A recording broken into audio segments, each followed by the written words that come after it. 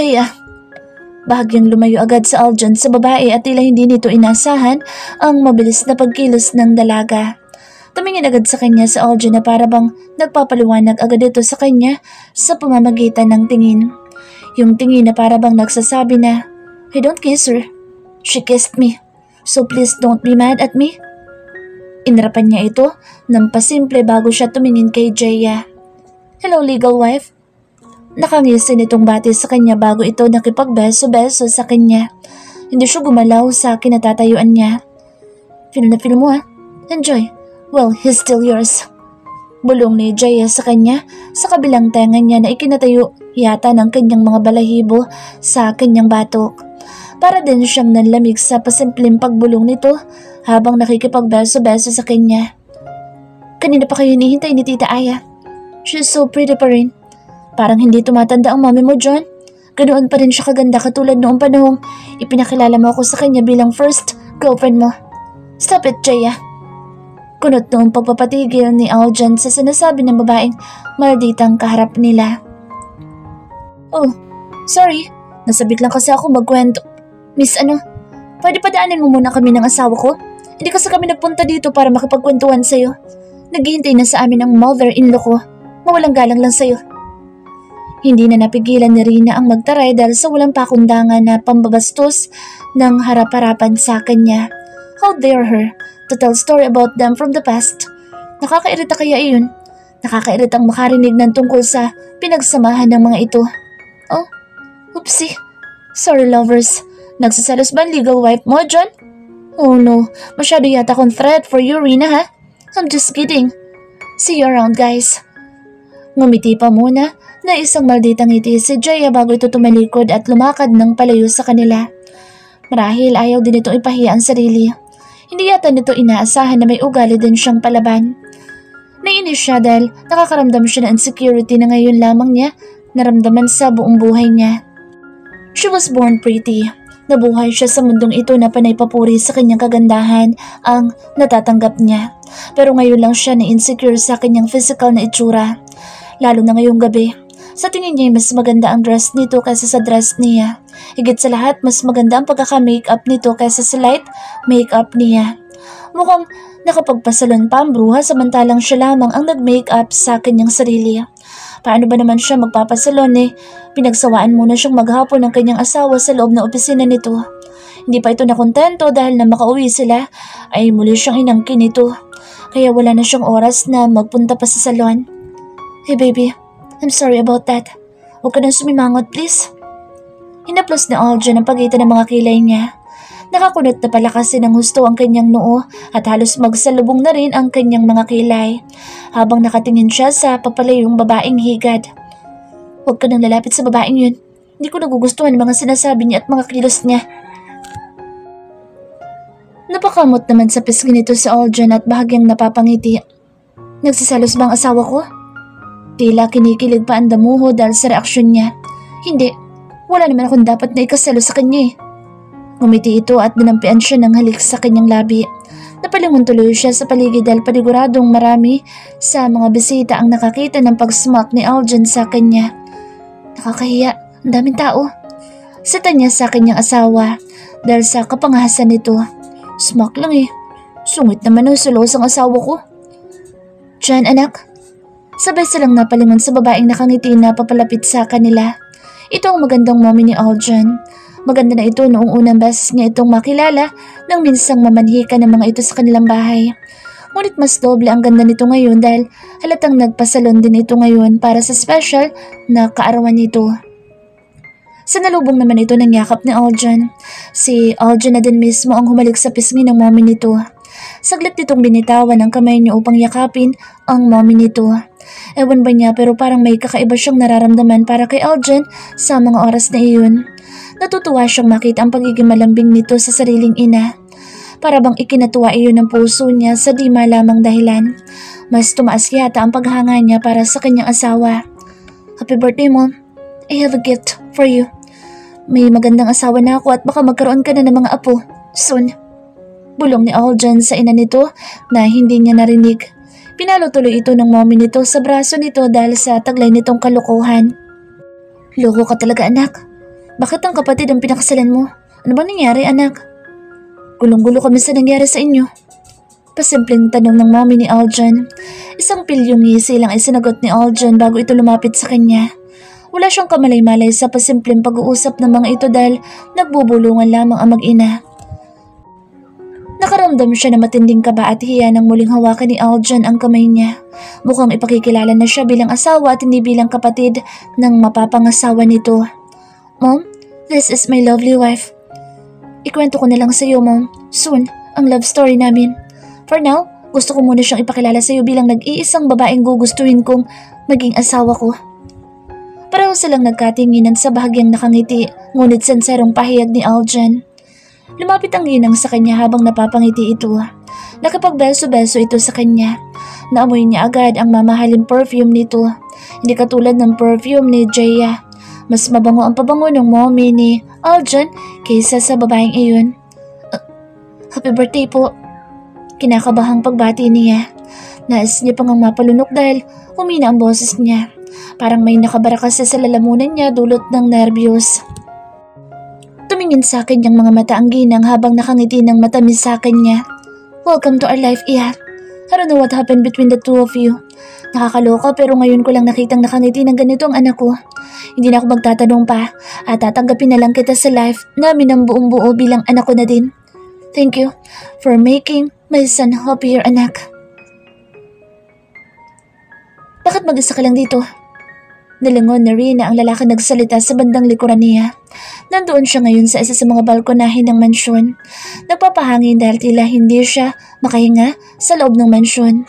Maraming bisita roon na mapanghusga ang tingin sa kanya mula pa nang makapasok siya sa mansyon. Kahit nga ang mga katulong at serbidora ng pamilya ni Aljan ay kakaiba ang tingin sa kanya. Napagpasyahan niyang magpahangin muna sa labas ng mansyon habang kausapan ni Aljan ang ilan sa mga kasosyo nito sa negosyo. Na-overplay siya dahil wala namang ibang kumakausap sa kanya sa party na iyon. Busy si Aljan sa pakikipag-usap sa mga kasosyo nito sa negosyo. Samantalang busy din ang mommy nito sa pag-aasikaso sa ibang mga bisita. Nakita niya kanina ang nakababatang kapatid ni Aljan na si Joanne. Ngunit inismiran lamang siya nito at parabang ayaw din itong makipag-usap sa kanya. Nalaman niya rin na may iba pang mga kapatid sa Aljan ngunit hindi pa siya naipakikilala nito dahil busy din sa kanya-kanyang bisita ang mga ito. Kenji! Napangiti siya nang makita niya si Kenji sa kanyang likuran. Napakagwapo rin ito sa gabing iyon dahil ngayon lang niya ito nakitang magsuot ng tuxedo. Bagay na bagay pala kay Kenji ang ganong kasuotan dahil naging kagalang-galang itong tingnan. Para itong isang gwapong prinsipe. Kanina pa kita hinahanap, Rina. Kamusta ka na? Lumapit ito sa kanya at tinabihan siya sa kanyang kinatatayuan. Heto, nagpapahangin lang. Saan ang asawa mo? Himalaya at tinayaan kanya rito. Tanong ni Kenji bago ito sumimsim ng red wine na nasa kupitang hawak nito. Busy pa siya sa mga kasosyo niya sa negosyo. Na-replace ako doon sa loob. Panay sosyalan. Nilakipan niya ng konting biro ang kanyang sinabi kaya naman sabay silang natawa. Yeah, hindi rin nga ako sanay. Inimbita lang ako ni Joanne. Kung wala lang ako sasabihin sa iyo, hindi talaga ako pupunta dito ngayon. Muli itong uminom ng red wine bago ito tumingin sa kanya. Malungkot ang mga mata nito habang pinagmamasdan siya. By the way, ang ganda-ganda mo ngayong gabi, Rina. Maganda ka naman na palagi but you're extra beautiful tonight. Sinseridad nitong papuri sa kanya. Napangiti siya. Salamat, Kenji. Ikaw din. Nagmukha kang prinsipyo. Pinagpag niya pa ang tuxedo nito sa bandang balikat nito. Napangiti ito kahit may kalungkutan ang mga mata. I'll be leaving on Tuesday. Babalik na ako sa Japan. Alam ko hindi ka na babalik doon kaya nalulungkot ako. Nawalang unti-unti ang kanyang ngiti dahil sa sinabi ni Kenji. Babalik ka na? Yeah, wala naman ang rason para manatili ako dito. Malungkot itong umiti bago nito inubos ang iniinom nitong red wine. Napatingin lang siya dito habang umiinom ito. Paano si Joanne? Paniguradong malulungkot iyon kapag bumalik ka na sa Japan. Ngumiti si Kenji nang banggitin niya ang pangalan ng dalaga. She's too nice, but too young for me. Kung papatulan ko siya, baka maagang magkapamilya ang batang iyon. Napabuntong hininga siya. Malay mo, gusto niya rin namang mag-asawa at magkapamilya na. I don't think so. She's just infatuated to me. Mawawala din iyong feelings niya sa akin kapag hindi na ako nakikita ng batang iyon. Dalaga na siya. Makabata ka naman dyan. Mas gugustuhin ko ng si Joanne ang makatuluyan mo dahil gusto ko rin maging masaya ka, Kenji. You deserve someone to love you. Pasensya ka na talaga kung hindi ko man lang nasuklian kahit konti ang mga efforts at feelings mo sa akin. I'm really sorry, Kenji. Hinawakan niya ang braso nito bilang paghingi niya ng tawad. Alam niya kasing nasaktan niya ito. Napabuntong hininga ito. Sama ka na lang sa akin bumalik sa Japan. Iwan mo na asawa mong may tagas sa utak.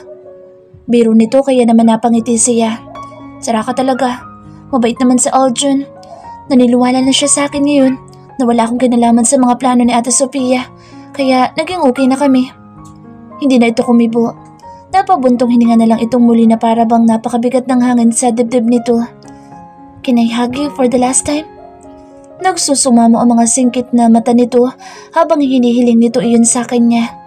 Oo naman. Siya pa mismo ang yumakap kay Kenji. Mag-iingat ka, Kenji, ha?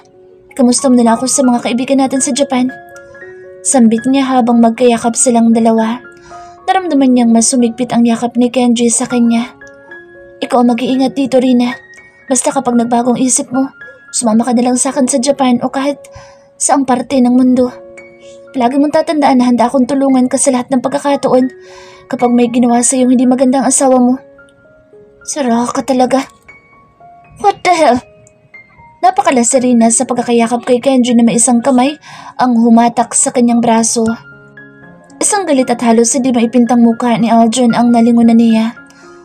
Nalingat lang ako sandali, inaahas mo ng asawa ko. Itinulak ni Aljun ang dibdib ni Kenji. Mukhang balak pa nitong suntukin ang binata, ngunit pinigilan niya ito. Niyakap niya ito sa bewang nito upang ilayo kay Kenji. Baby, nagpapaalam lang si Kenji. Babalik na kasi siya sa Japan. Awat niya kay Aljun. Kunot-no itong tumingin sa kanya. So what? Wala pa din karapatan ng chonggo na yan. Niyakapin ka. Damn it. Galit nitong sabi sa kanya bago nito itinuro si Kenji. Halatang hindi nito nagustuhan ang nasaksihan na pagyayakapan nilang dalawa ni Kenji. Mauna na ako, Rina. Basta yung sinabi ko sa'yo. Kapag nagbagong isip mo, handa pa rin kitang tanggapin kahit may asawa ka ng iba. Huwag ko lang malaman na pinaiyak ka na naman ng lalaking iyan. Matapang nababala ni Kenji kay Aljun kaya halos mamula ang buong mukha ni Aljun sa galit. What the? Gago ka ba? Shh, baby. Nagbibiro lang yan si Kenji. Calm down. Kenji, sige na, pumasok ka na sa loob. Pilit niyang pinipigilan ang katawan ni Aljun upang hindi magsuntukan ang mga ito. Alagaan mong mabuti, Serena. Kung hindi, babawiin ko siya sa'yo. Tandaan mo yan, Anderson. Seryoso at matapang na pagbabanta ni Kenji kay Aljun bago ito tumalikod at naglakad palayo sa kanila. Pumasok na itong muli sa loob ng mansyon. Bitiwan mo ko. Tuturuan ko ng leksyon ng baklang yun eh. Langhiya. Baby, calm down. Para ka bata eh. Nahirapan na siyang pakalmahin nito. Ang hirap-hirap nitong pigilan dahil malaking tao ito kaysa sa kanya. Napabitiw na siya sa pagkakayakap sa bewang nito dahil napapagod na siyang pigilan ito. Sige, mag-skandalo ka dun sa loob ng masirang birthday ng mama mo. Irritableng sambit niya sa sobrang inis niya sa reaksyon ni Aljun. Para kasi itong batang gustong makipagsuntukan. Tom, bakit kasi kayo magkasama dito sa dilim? Magkayakap pa kayo? Napahagod ito sa ayos na ayos nitong buhok dahil sa inis nito sa kanilang dalawa ni Kenji. Nagpapahangin ako dito dahil out of place na ako sa loob. Mag-isa lang ako kanina dito na lapitan ako ni Kenji para magpaalam sa akin dahil pabalik na daw siya sa Japan. Ayan ka na naman eh. Hindi ka na naman naniniwala sa akin. Palagi ka nalang ganyan eh. Huminahan nito ng konti dahil napansin nitong nainis na siya. Alam niyang pinipigilan lang nitong magalit kahit gustong-gusto na talaga nitong sundan si Kenji para suntukin ang pagmamuka. Shit! Mahinang mura nito para pakalmahin ang sarili. Napahawak pa ito sa magkabilang bewang nito at napatingala sa kalangitan upang magbuga ng hangin. Uwi na ako. Magta-taxi na lang ako. No, sabay na tayong umuwi. Kunot no pa rin sabi ni Aljun. Ayoko. Hindi pa tapos ang party ng mami mo kaya maiwan na lang muna kita dito. Tiningnan siya nito ng masama para bang nagtatampo ito sa kanya. Marami pa sana itong gustong sabihin ngunit pinili na lang nitong mapabuntong hininga. Sorry na. Ikaw Ikaw na nga may kasalanan sa akin, ikaw pa magkakaganyan. Pasalamat ka talaga at malakas ang tama ko sa'yo. Nagsiselos lang naman ako dahil ang higpit ng pagkakayakapan ninyo. Muli itong napahagod sa buhok nito. Goodbye hug lang naman yun eh. No way. Wala kang pwedeng yakapin ng ganoong bukod sa akin. Madamot ako at ipinagdadamo talaga kita. Ako lang ang may karapatang yakapin ka ng ganito. Gusto ko ako lang, baby. Ayoko nang makita pa ulit na may kayakapan kang ibang lalaki dahil makapapatay yata ako. I'm selfish when it comes to you. Ang higpit ng pagkakayakap ni Aljan sa kanya. Naramdaman niya pang hinahalikan nito ang bunbunan niya. Tila ipinararamdam sa kanya kung gaano siya kahalaga sa buhay nito. Ang bango ng katawan ni Aljan. Nagsumiksik siya sa dibdib nito at niyakap na rin niya ito na mahigpit. Huwag ka na magselos. Ikaw lang din naman ang gusto kong kayakap. Bilang kapatid lang talaga ang pagmamahal ko kay Kenji at hindi na magbabago pa iyon. Kumalas ito sa pagkakayakap sa kanya at tinitigan ang kanyang mga mata. Nagtatampo pa rin ito ngunit sa pagkakataon na iyon ay para na itong batang napapanguso. Buti pa siya, mahal mo. Bilang kapatid. Napapangiti na niyang tugon dahil lalo itong gumugwapo habang nagsaselos ito. Kaya nga, kahit bilang kapatid at least mahal mo siya. Eh ako, mahal mo ba? Mahal mo na ba ako? Bumilis ang tibok ng kanyang puso dahil hindi niya inaasahan ang tanong nitong iyon. Mabilis ding nag-init ang mga pismi niya. Aaminin na ba niya kay Aljan ang feelings niya? Hindi naman siguro masama, hindi ba? Napalunok muna siya bago niya sinagot ang tanong nito. Nasa Boracay pa lang tayo. Sa tingin ko'y minahal na kita. Unang kita ko pa lang sa'yo.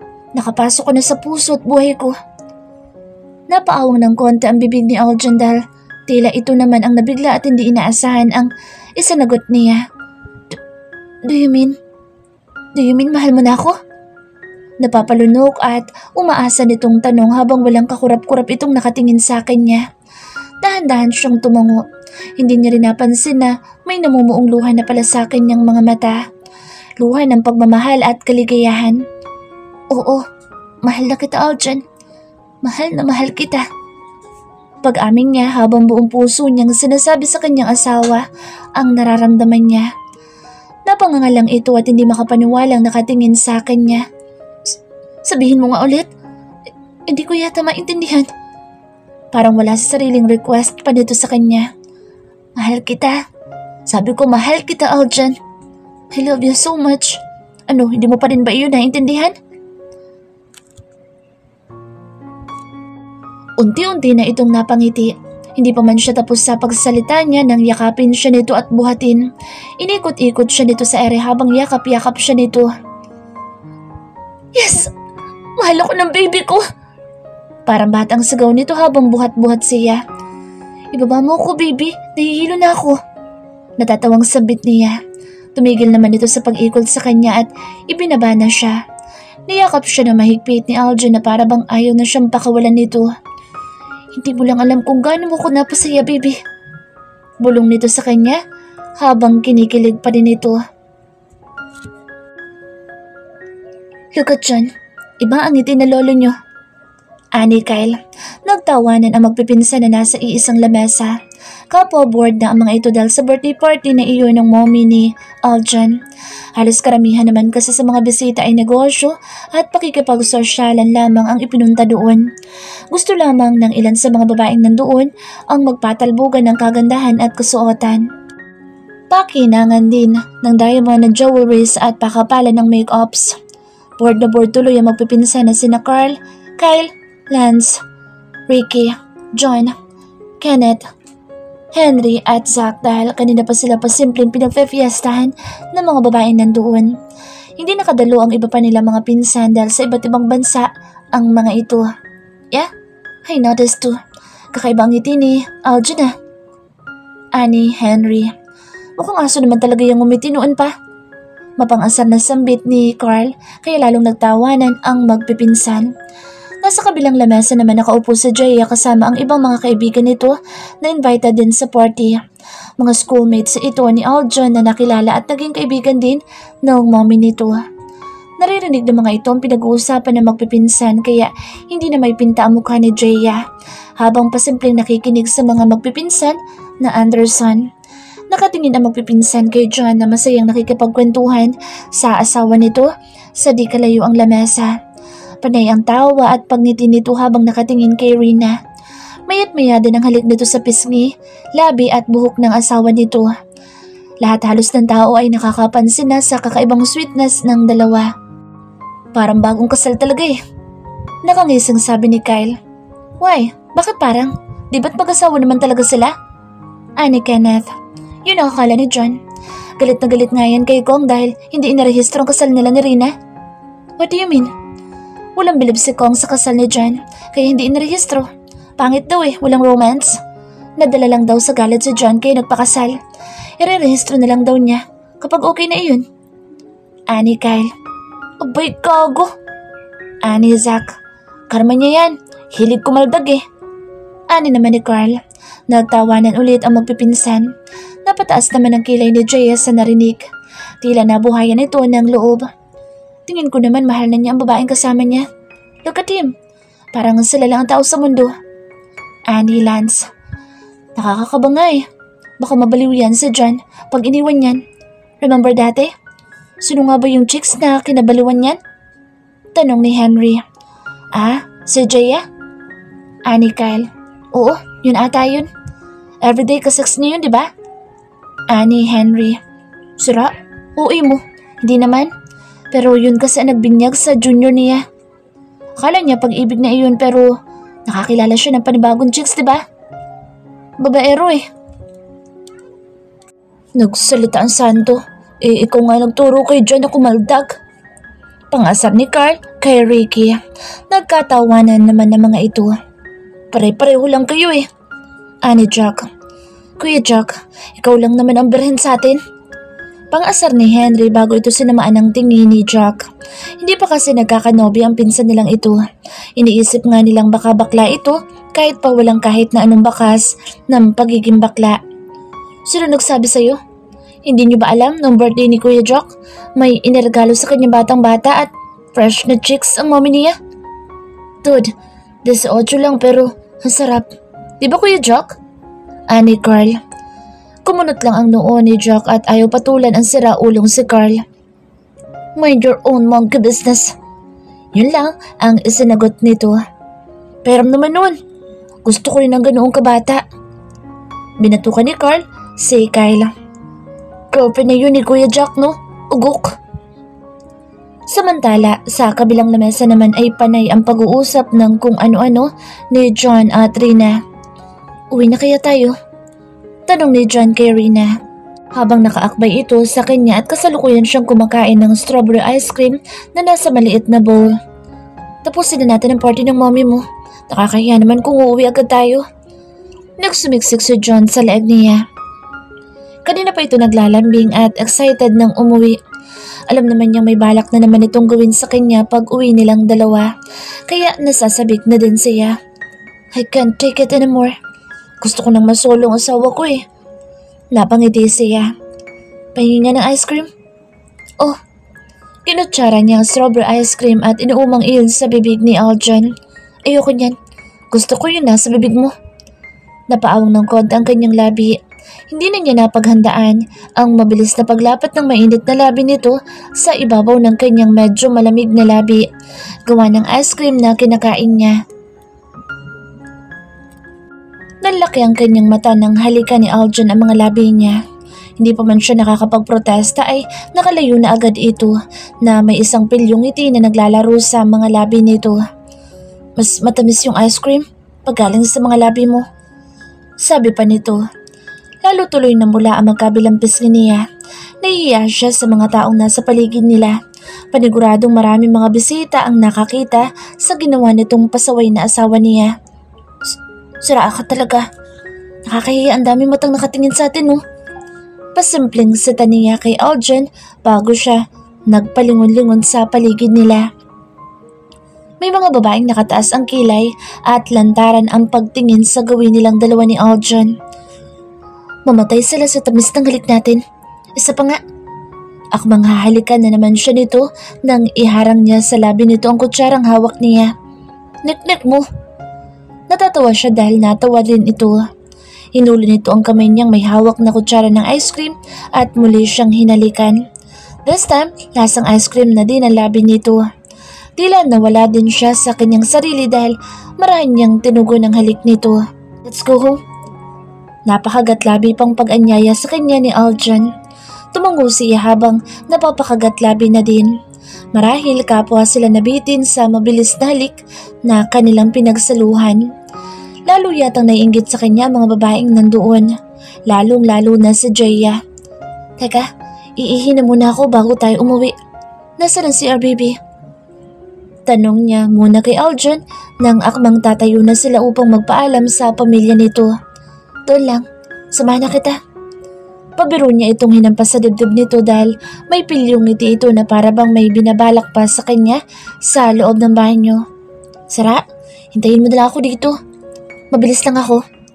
Hinalikan niya ang pisngi ni Aljan bago siya tumungo papunta sa dulong bahagi ng mansyon kung nasaan ang pinakamalapit na banyo sa pwesto nila.